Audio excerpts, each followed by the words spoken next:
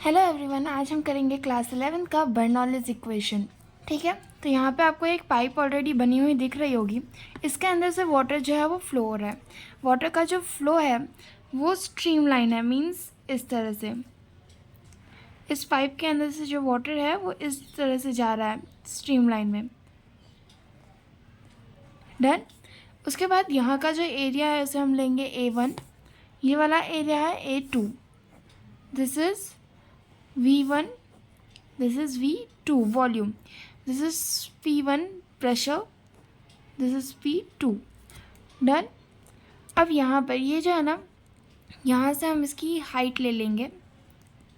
ये हो जाएगा इसका H1 यानी कि height 1 and this is height 2। Done. यहाँ तक का हो गया। अब नेक्स्ट, अब यहाँ पे हमें फाइंड क्या करना है? हमें यहाँ पे फाइंड करना है कि जो वाटर फ्लो हो रहा है उसका प्रेशर कितना है। तो प्रेशर फाइंड करने के लिए हमें टोटल करना पड़ेगा। तो टोटल किस चीज़ का? Total work done. तो total work done is equals to, total work done क्या होता है? Change in kinetic energy plus change in potential energy. Done. अब यहाँ पे डायरेक्टली भी फॉर्मूला लिख सकता है, but we have to know कि फॉर्मूला आया कहाँ से। तो उसके लिए हम लोग देखेंगे पहले टोटल वर्क डन जो होता है उसको हम लोग क्या ले सकते हैं?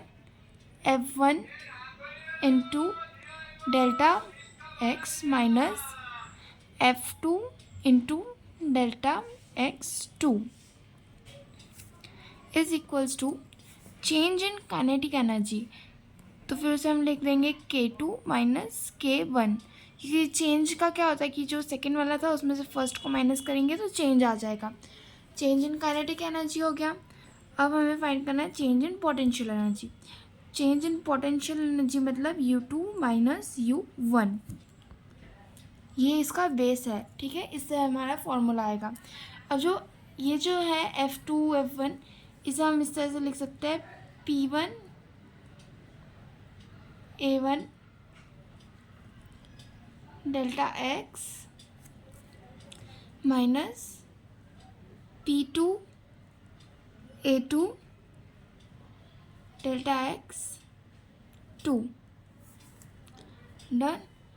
फिर यहाँ पर जो है ये K2 K1, हमें पता है काइनेटिक एनर्जी का वो फॉर्मूला।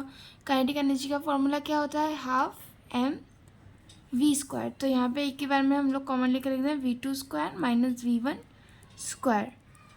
फिर पोटेंशियल एनर्जी। पोटेंशियल एनर्जी का फॉर्मूला आप सबको पता होना चाहिए, होता है mgh। U2 माइनस U1 है तो H2 माइनस H1। डन। यहाँ तक समझ आ गया है? डन। अब हमारा आ रहा है फॉर्मूला। तो इन सबको हम लोग कॉमन रखने के बाद आएगा P1 माइनस P2। और फिर इन सबको कर A1 और X1, A1 डेल्टा X1 और A2 डेल्टा X2 क्या हो जाएगा? Delta V।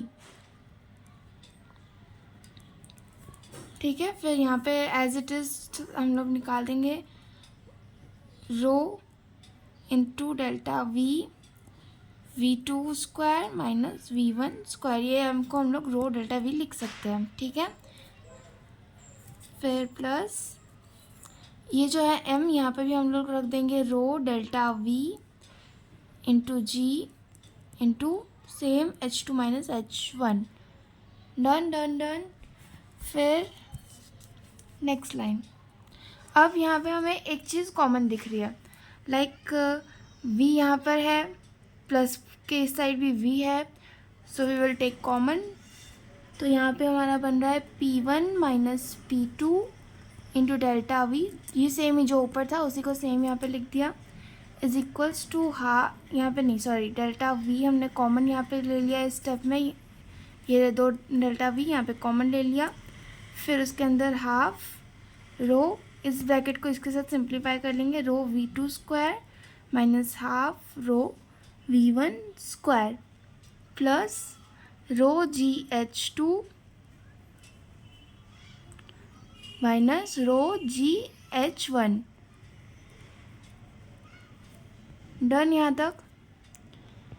Now next point, next line में हम क्या कर रहे हैं, पहले V को कट कर दिया पहले तो, फिर P1 minus P2 is equals to half rho V square minus half rho V1 का square plus rho GH2 minus rho GH1।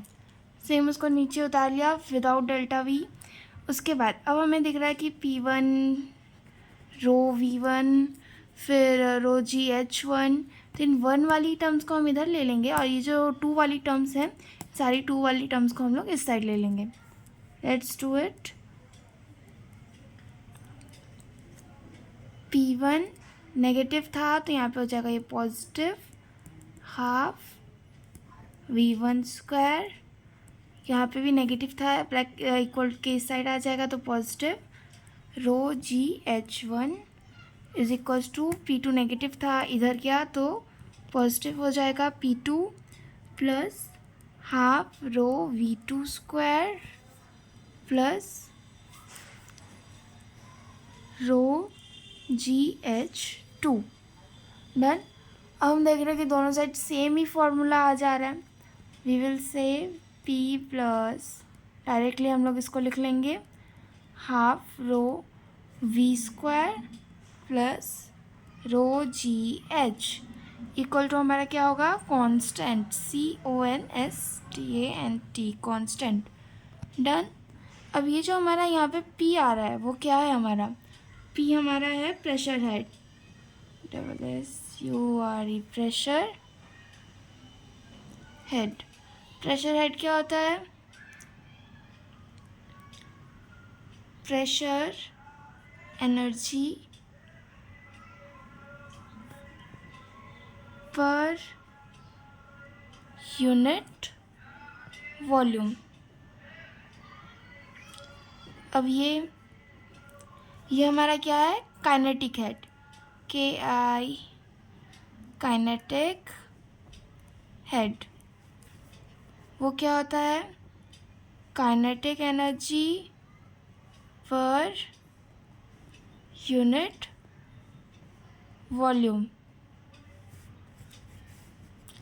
मैंने काइनेटिक एनर्जी को KE लिखा है हर जगह, ठीक है, ध्यान रखना। फिर ये रो GH, तो ये हमारा क्या हो जाएगा,